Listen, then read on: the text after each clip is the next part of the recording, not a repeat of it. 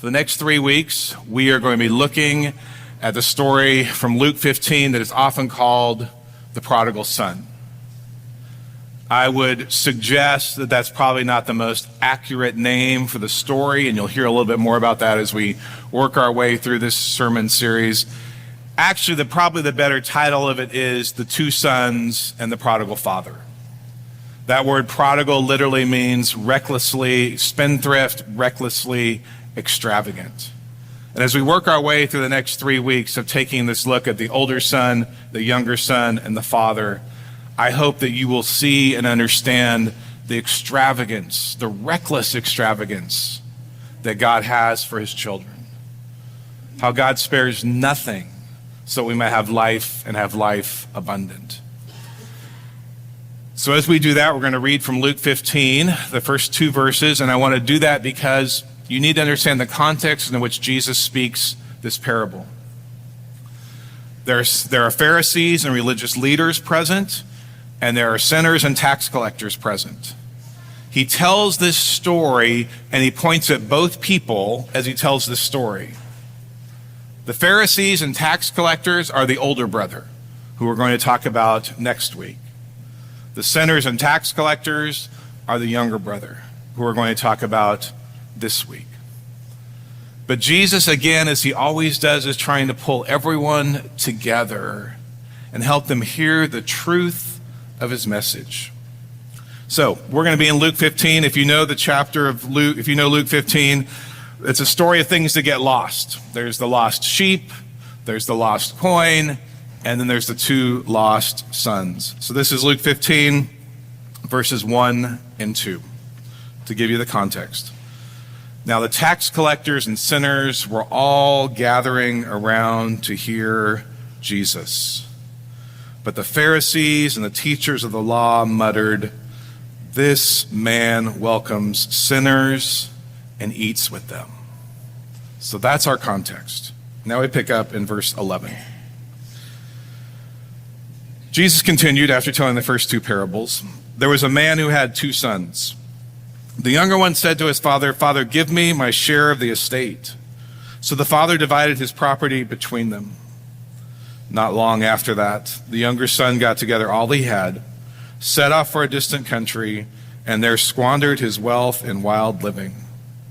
After he had spent everything, there was a severe famine in that whole country, and he began to be in need.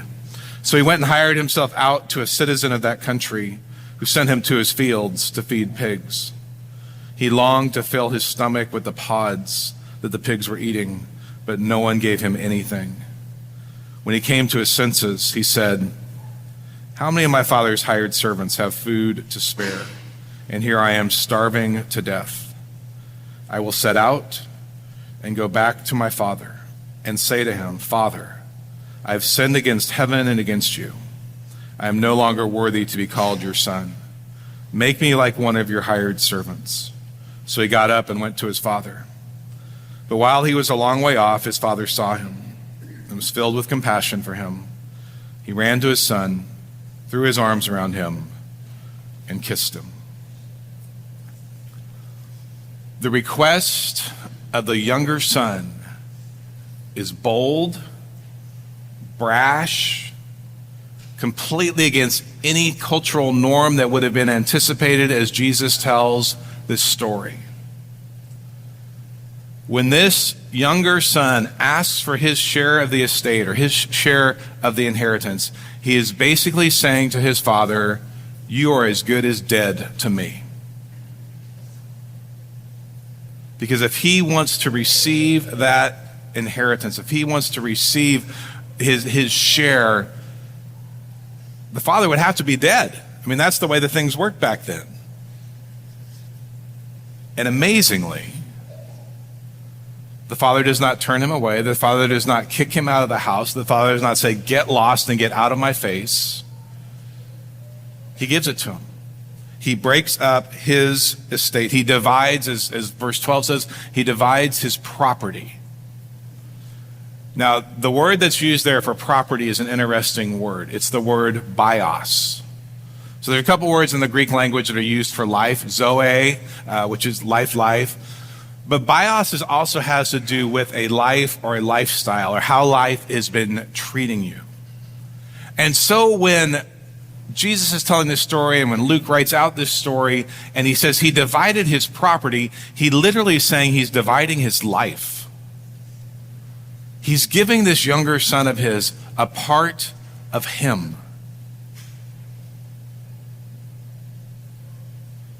And the younger son, as we will also see with the older son, breaks the heart of the father in asking for his share of the inheritance. As Jesus is telling the story and saying, do you understand what the father is doing? He is cutting out literally a piece of him. It's not just his property, it is his very life.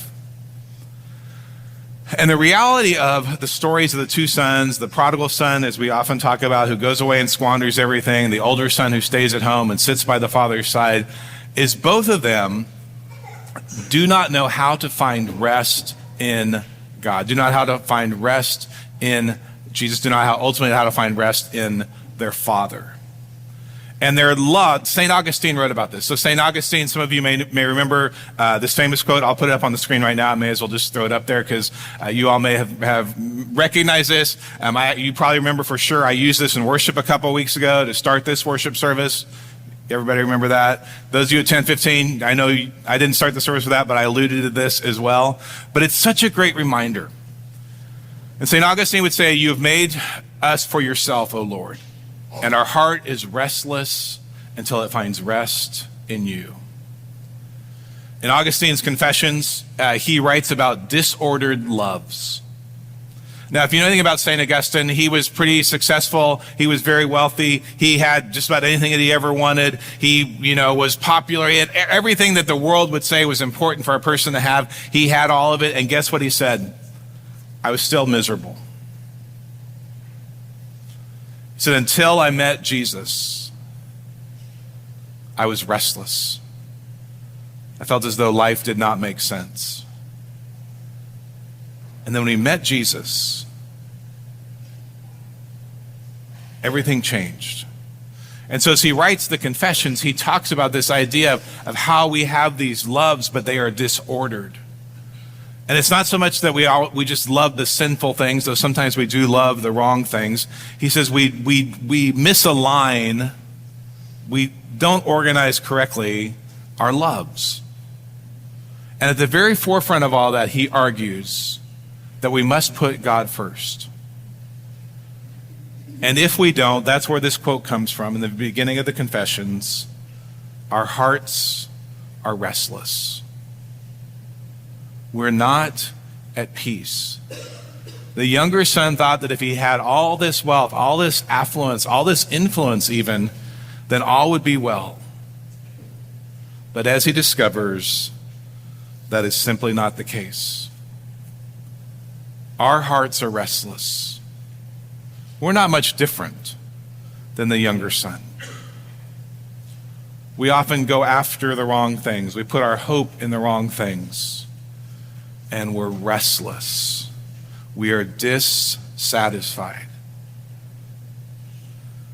And what happens then with this younger son is in the midst of his dissatisfaction, in the midst of everything that is not going right, in the midst of the famine, in the midst of feeding the pigs, in the midst of all these sorts of things, he comes to his senses and says, I'm going to go back home. And this is an important message for us. Because in the midst of losing his way, in the midst of being recklessly extravagant, the prodigal in one sense, he realizes that none of that is satisfied. Like none of that is fulfilling. And he comes to his senses. I once was lost, but now I'm found, was blind, but now I see. But here's the deal. He's lost. He's very lost. In the midst of his own depravity, But the good thing is this: he remembers how to get home. He remembers the love of a father. And there may be some of us in this room today who feel as though they have lost their way. Well, you feel as though you have lost your way.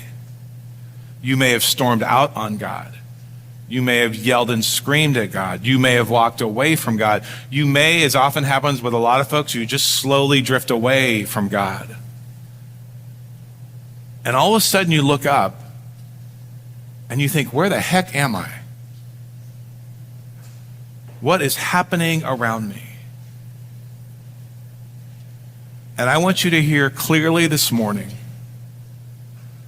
that you can always find your way back to God. And God never, ever severs his relationship with you. That is this part of the story of the younger brother that is so important to hear. The father had every right to say to that son of his, we're done. I don't want you back. I don't want to be in relationship with you. I don't want to hear your name ever again. That was his right. And yet the Father doesn't do that. Neither does God do that with you or with me. He takes whatever it is that we bring to him, and he still loves us. He will not sever that relationship. Now, Luke 15 is interesting, and we're not going to go through all of it today because there's just not the time to do that. But if you consider those first two parables that show up in Luke 15, the lost sheep and the lost coin, the shepherd is actively looking for the lost sheep. The woman is actively looking for the lost coin. They're scattering things. They're being reckless. They're doing whatever it takes in order to find that which has gone missing. But in the story of the younger son, the father is not out there frantically searching for his lost son, but he is waiting. And he's looking out, hoping for that day when he will see his son on the horizon. And he waits. Just as he waits on us. Because sometimes we lose our way. Sometimes we go in the wrong direction. Sometimes we turn our back on God out of anger, sadness, frustration, loss. But God continues to wait and to look forward to our return. He longs to grant us the rest that St. Augustine talked about. Psalm 116, verses 5 through 7. We read this. The Lord is gracious and righteous. Our God is full of compassion. The Lord protects the unwary. When I was brought low, he saved me. And then this line, return to your rest, my soul, for the Lord has been good to you. Return to your place of rest, because God has been good to you. And as that younger son returns to the father runs out and embraces him. He gets on his level. He doesn't make the son grovel. He doesn't chew out the son. Boy, if you want to read a lesson in a story about mercy and grace, this is it, my friends, because he had every right to be judgmental. He had every right to judge, have certain harsh demands. He had none of that. The God that we serve, the God who calls us by name, the God who sends in his son, Jesus Christ, is the God who also welcomes us and greets us and walks out to us and meets us where we are.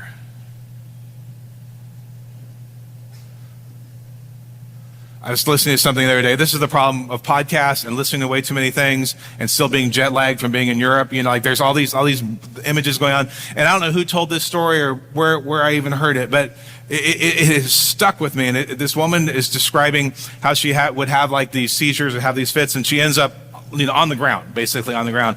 And she would say, you know, people would come alongside, and I'm laying on the ground and I can't get up, and they would come along and they say, let me help you up, let me help you up, let me help you up. And she says, you know what I really wanted?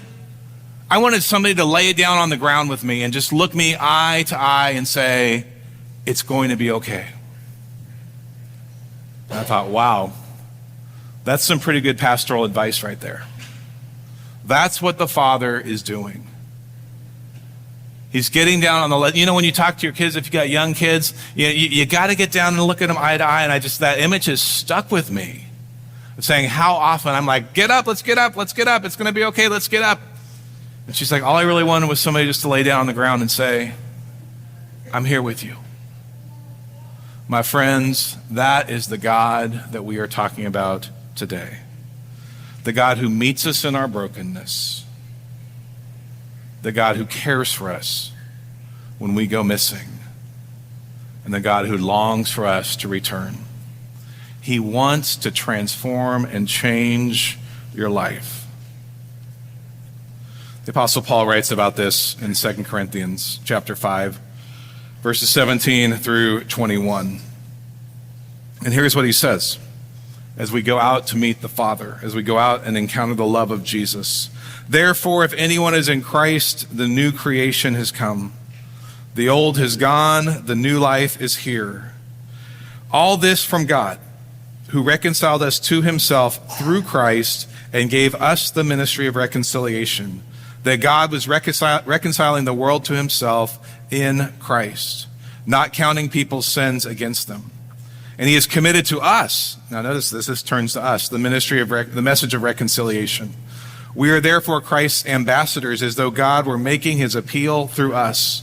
We implore you on Christ's behalf, be reconciled to God. And in this line, God made him who had no sin to be sin for us, so that in him we might become the righteousness of God. As Paul's writing this, he's saying, your life is transformed because of the love of Jesus. Because of this encounter with the living God, you will never be the same. And then he says, this message of reconciliation of what God has done for you is also the message that you are to carry out into this world. This is to be a part of your story. This is to be a part of your narrative. That you have been raised to new life.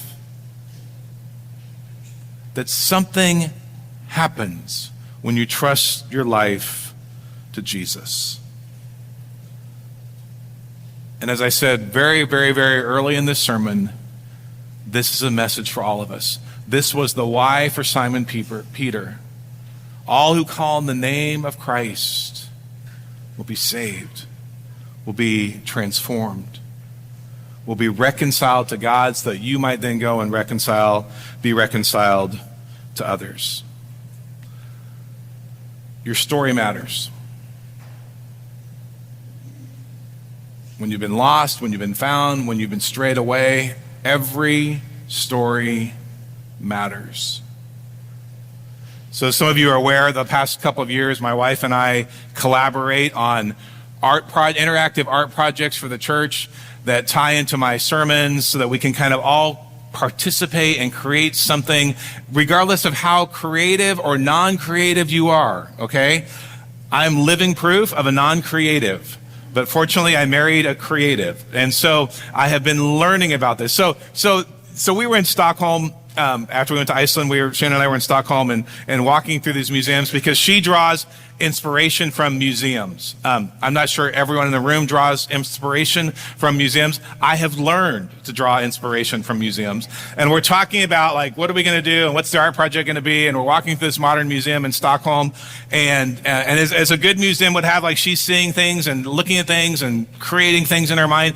And then they have this sketch room. in this museum in Stockholm. And she's like, I've got it. And I'm like, you got what? Like, what do you have? She's like, we're going into the sketch room. And so she like goes, we're going to create this sort of tapestry mosaic thing. And she's drawing all this sort of stuff. And I'm like, could you do it in color? Like, it's just in black and white and pencil. And that didn't work. Anyway, and I'm watching. And I'm like, I see what you're going to do. This is going to be, so here's the plan for today, because we're going to have, as Chad alluded to, we're going to have breakfast burritos for everybody, but we're also going to do 2 interactive art projects, one today and one in a couple weeks, and ask you to participate in that. And in doing that, think about your own story, because all of our stories, God's story is about all of our stories coming together and really weaving this tapestry and this mosaic of what it looks like to actually do life together. So, I have a picture of what we're going to do. It's a little small, right? So, what you may or may not be able to see, depending on how your eyesight is there are all sorts of lines already in there, and you can see from there, we've already started this mosaic. This is with acrylic pens. It is foolproof because I actually colored 3 of those things 3 of those shapes that are up there. Thank you, Abe. Abe is giving me a hand. Anyone can do this, but we want you all to participate because we're going to create these 3 canvases of our mosaic, and then we're going to hang it in our art gallery. And you're going to be able to see how all of these colors, how all of these lives, how all of our questions, how all of our uncertainties, how it all comes together and creates this beautiful piece of art. So that's going to happen. Don't go yet. I know you're all very excited to jump up right now and start coloring. If you color outside the lines, come find me. I'll show you how to fix it, because I learned how to do that last night when I went a little bit outside the line. It's not paintbrushes, okay? So that's what's scary, because you're going to hear the word, it's pens. It's completely, I'll just leave it there, okay? So we'd love to have you participate in that. But it's a part of us telling the story. So here's what we're going to do. I've got 2 questions for you. I got one more point to make, and then we're going to wrap up this morning. The first question is actually not a question, but if you've been here for a while, or you're new to us, whatever, I always give you a couple things to think about as you walk out of church on Sunday morning. First one is this: ask someone about their story. The one thing I notice, people love to tell their stories. No one's ever offended about, hey, tell me a little bit of your story. And no one ever goes, I'm not going to tell you my story. You might just start this. You can knock that one out this morning. All right? Like if you're like, I got to knock these questions out. That one you can take care of this morning. Go out in the courtyard, grab some coffee, a scone, a breakfast burrito, and have someone tell you their story. Second one is this: is there a place in your life where things might feel disordered and they need to be reordered? What's feeling not quite right? What needs to be reordered? I want to wrap up with one more thing. I want to go back to the story of the younger son. I want to look at the 15th chapter. I want to look at the 18th verse. When the younger son comes to his senses, this is what we read. In the 18th verse, he says, I will set out and go back to my father and say to him, Father, I've sinned against heaven and sinned against you. I want you to notice that 3rd and 4th word there, set out. It can also be translated, get up. More notably, it's translated, resurrected. When it talks about the resurrection of Jesus Christ, it is the exact same wording as I will set out. I will get up. As that younger son encounters the father, he thought he was just getting up to go and see his dad. He had no idea of what the Father was going to do for him. It's the same thing that God wants to do for you. That as you set out, as you get up, as you move toward Jesus, what is it that Jesus wants to do for you? He wants to raise you up to new life. He wants to transform every part of you so you might grow into the likeness of what it looks like to be a follower of Jesus. Pray with me, please. God, for this morning, we say thank you for the chance to gather in your house, your place, your space, to worship, to sing, to reflect on your word. God, thank you that you are a God who wants to be a part of our story. Thank you for your forgiveness. And Lord, perhaps for some of us in this room this morning, there are some of us who have walked away. There are some who have turned their back. There are some who have stumbled and fallen. There are some who have perhaps just drifted away. And God, would you remind us of the greatness of this story, that even as the younger son stands up, even as he gets up, even as he sets out, that's the process of resurrection. New life being offered. Because as he makes his way and he meets the Father, Lord, it is us like making our way and meeting Jesus, who then raises us to something new, who helps us to reorder our lives. So God, thank you for your incredible love that's been shown through Jesus Christ. We offer this prayer in his holy name. Amen.